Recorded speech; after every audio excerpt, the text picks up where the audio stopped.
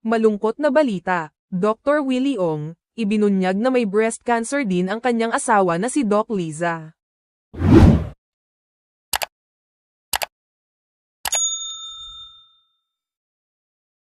Isang emosyonal at nakaaantig na update ang ibinahagi ng kilalang internet personality at health advocate na si Willie Ong na kasalukuyang lumalaban sa stage 4 sarcoma. Matapos niyang isapubliko na maging ang kanyang asawa na si Ana Liza Ramos Ong o mas kilala bilang Doc Liza, ay na-diagnose rin ng breast cancer. Sa isang blog na inilabas nitong Martes, ibinahagi ng mag-asawa ang kanilang pinagdaanang pagsubok at kung paano nila natuklasan ang karamdaman ni Doc Liza.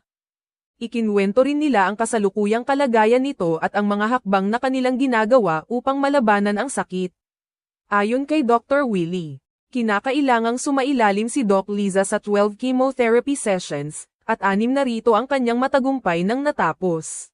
Dahil sa gamutan, kapansin-pansin na rin ang pagnipis at pagkalagas ng kanyang buhok.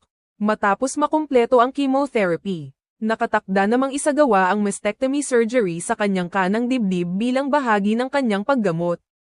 Samantala, patuloy ding lumalaban si Dr. Willie sa kanyang sariling karamdaman.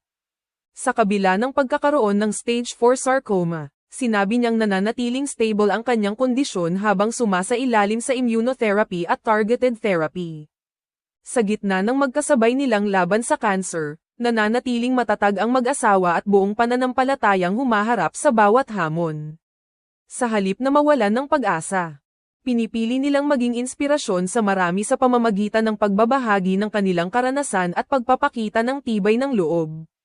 Marami ang patuloy na nagdarasal at sumusuporta kina Doc Willie at Doc Liza, umaasang malalampasan nila ang isa sa pinakamabibigat na pagsubok sa kanilang buhay.